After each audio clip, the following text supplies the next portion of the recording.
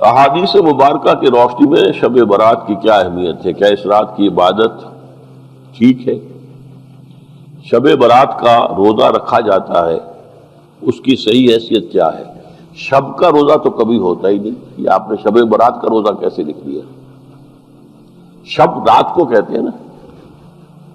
شب برات جو ہے اس کو کہا گیا ہے اس لیے کہ ان کا خیال ہے کہ اس رات میں اللہ تعالیٰ بہت سے لوگوں کو اس کا کو بخشتا ہے۔ برات، اللہ تعالیٰ جہنم سے ان کو رستگاری عطا فرماتا ہے۔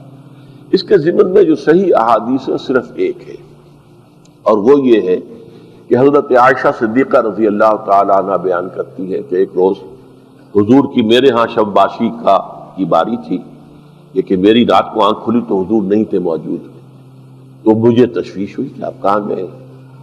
تو میں ڈھونڈتی ہوئی وہ یا کسی اور کو آپ نے بھیجا، بہرحال مجھے پوری تفصیل یاد نہیں ہے، تو معلوم ہوا کہ آپ جنت البقیع میں گئے ہوئے ہیں اور وہاں پر استغفار کر رہے ہیں اللہ سے، اور تمام جو بھی وہاں پر مردے دفن ہیں ان کے لیے مغفرت کی دعا کر رہے ہیں۔ بس یہ ثابت ہے۔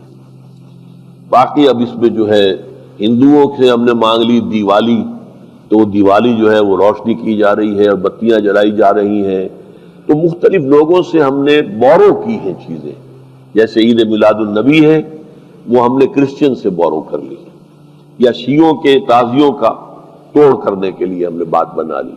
اب اس میں جو ہے روشنیاں کی جا رہی ہیں، یہ دیوالی کا گویا کہ ہم نے توڑ فراہم کیا ہے یا اس کی نقل ہم کر رہے ہیں۔ یہ چیزیں نہیں، البتہ نماز رات کی عبادت تو ہر رات میں بہت اعلیٰ ہے۔ چلیے اگر اور دنوں میں نہیں ہوتا، اس رات کو آپ کو، کیونکہ حضور نے بھی استغفار کیا خاص طور پر جا کر جنت البقیع میں، تو اگر آپ بھی کریں، نماز پڑھیں اور استغفار کریں تو کیا ہے، بہت اچھی بات ہے، اس میں تو کوئی حرج کی بات ہے ہی نہیں۔ لیکن اسے کوئی تہوار کی طرح منانا، پٹاخے چھوڑنا اور جو ہے وہ روشنی کرنا، یہ بھارت صحیح نہیں ہے۔ روزہ بھی چونکہ 15ویں شب ہوتی ہے، 15واں دن ہوتا ہے، پھر اس اعتبار سے حضور کے معمولات میں تھا کہ آپ ہر مہینے کی 13، 14، 15 تاریخوں میں روزہ رکھتے تھے۔ تو اگر آپ یہ نیت کر کے روزہ رکھ لیتے ہو، کیا کہنے ہیں، نور علی نور ہے، اور روزہ کسی وقت بھی نفلی روزہ رکھا جائے اللہ تعالیٰ قبول فرمائے گا۔